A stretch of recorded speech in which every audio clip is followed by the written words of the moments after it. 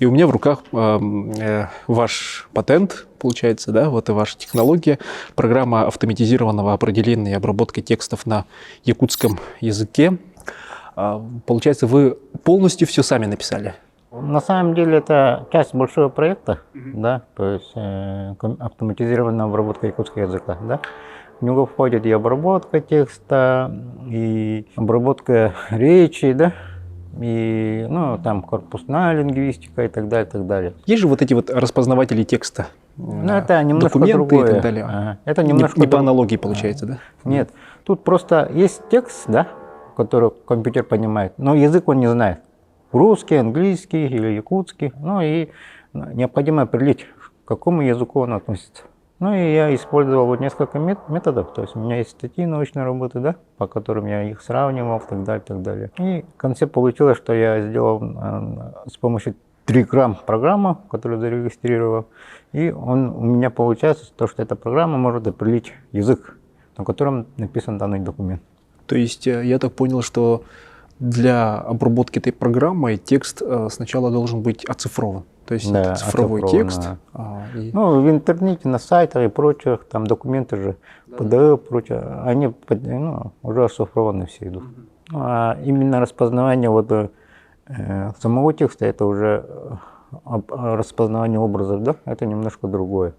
То есть там, ну, с другой стороны, это... Ну, то есть там сопоставление букв, да, вот да, из Ну, картинок Fine Reader, он довольно большую работу сделал, да, и, в принципе, там подключение это больших трудов не составляет. Ну да, зачем действительно изобретать велосипед? Ну, конечно, можно было, да, чтобы показать, но если есть хороший инструмент, надо им пользоваться. А есть ли проблемы с распознаванием таких вот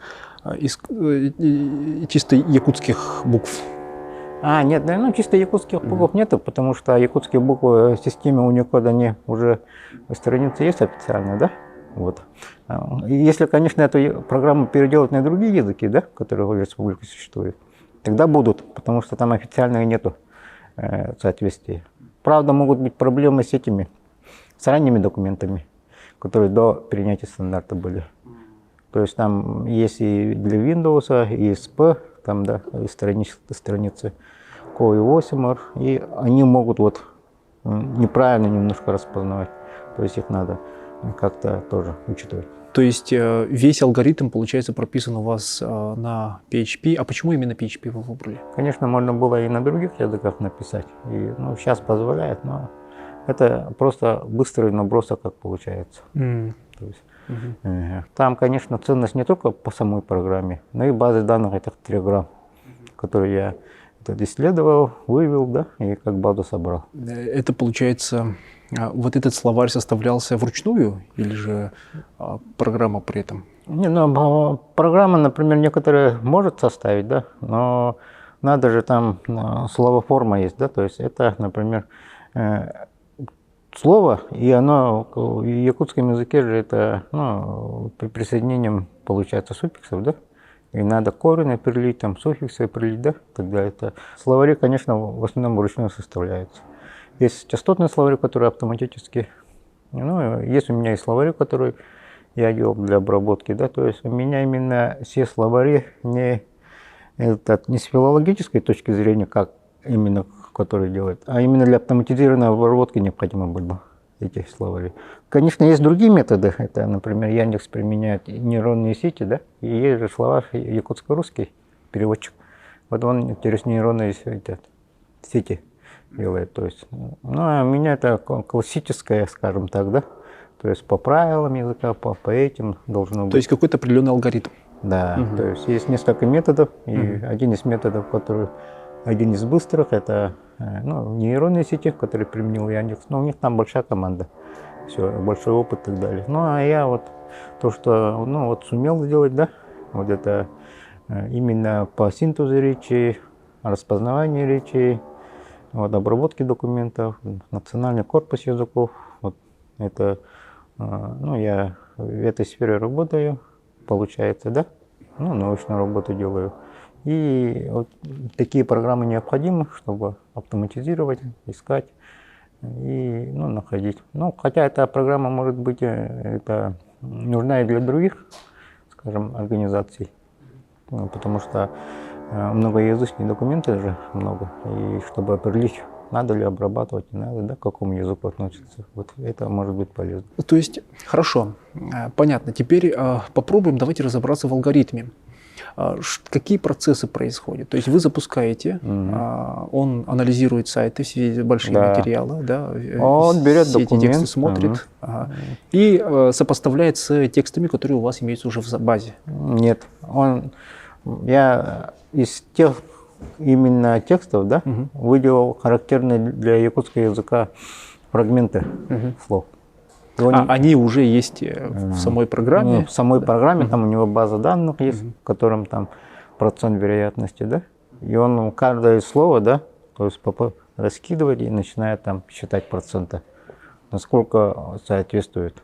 Потому якутскому языку? Да, ну, те, кто на якутском языке, и это проценты все считается, да, анализируется, и, например, пишет, что 90%, что это якутский язык. Текст. Ну, он может и по абзацам, да, и по предложениям там сделать, потому что есть вкрапления же, могут быть и так далее. Но для документов, конечно, в общем он смотрит, дабы понять, надо ли его, ну, дальше там базу записывать или вообще не надо, потому что это другой язык. А с какой вероятной достоверностью результат получается? Ну, на некоторых текстах там бывает, что там 100%, да, это старые там тексты, да, которые чисто на якутском написаны.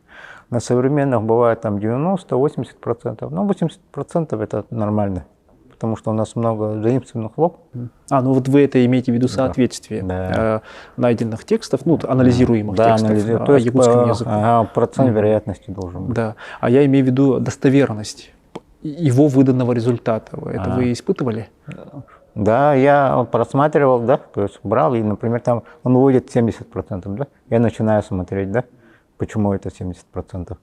Ну и получается один абзац на якутском языке, да, другой смешанный, да, там, вкраплениями, а третий может вообще там на русском языке, еще с английским чем-то, да, поэтому там падает. А он предложение может определить, что это чисто якутский и так далее. То есть у нас же тексты сейчас же мультиязычные же, не просто современные тексты.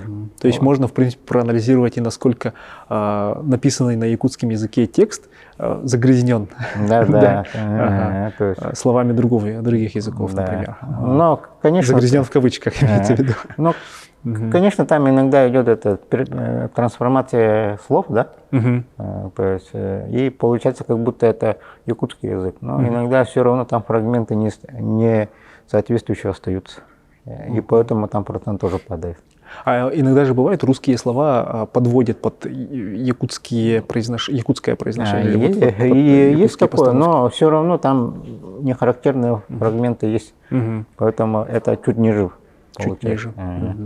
Вот чем отличается от определителя языка в Гугле? Я точно там не знаю, на каком основе он сделан, да, потому что методику много применяют, да.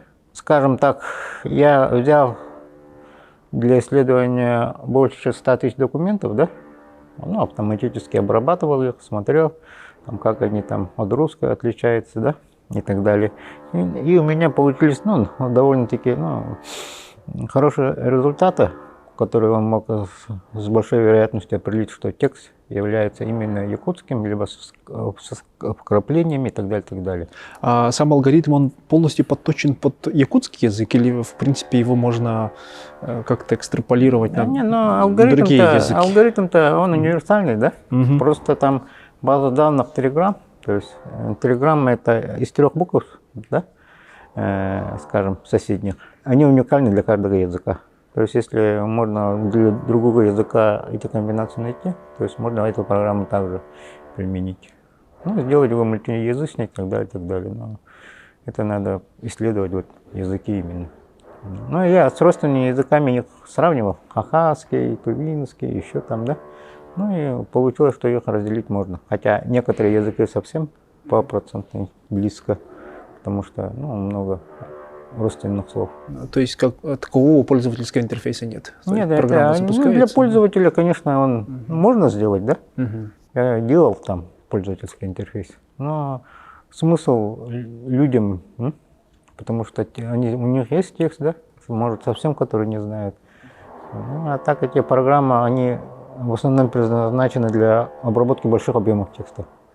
То есть много текстов, из них выборку какую-то сделать и так далее, и так далее.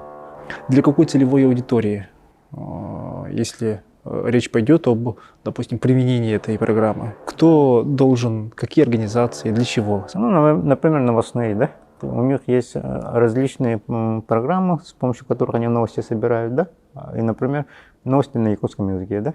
Они могут обработать текст и понять, что он на якутском или не на якутском, да? То есть ссылки там поставить, то есть автоматическая обработка или сортировка документов. Ну, в тех же этих организациях, где на двух языках документация ведется, там же тоже проблема может быть. Якутский язык, русский, там отсортировать, да, пометить. Ну, там тоже можно применить. То есть программа автоматически может сказать, что это здесь якутский язык написан, здесь русский язык, да. А вообще аналоги есть в мире? Аналоги есть. Я не отрицаю, что их нету, да, потому что... Нет, ну это хорошо, когда аналоги есть. Ну, есть, например, мультиязычные, да, там текст вводишь, он показывает тебе язык, да.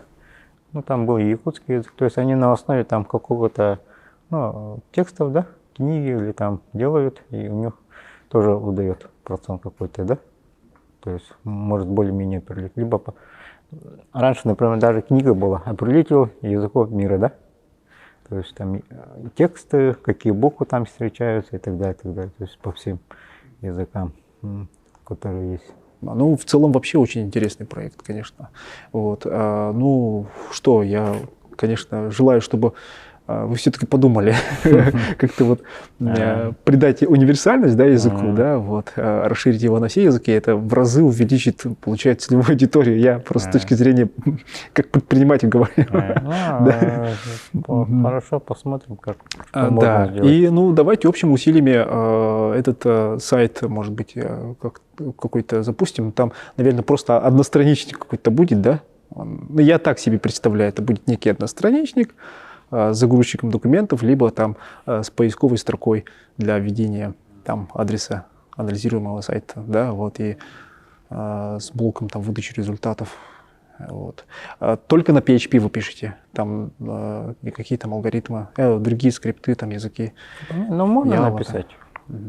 И на Assembler я писал в свое время, так что языки высокого уровня для меня кажутся более простыми, чем Assembler, или те же другие языки, да, функциональные, или там логический тот же Prolog. То есть. Ну, тогда вот так вот. Желаю вам успехов. Спасибо большое за участие. Спасибо, что ты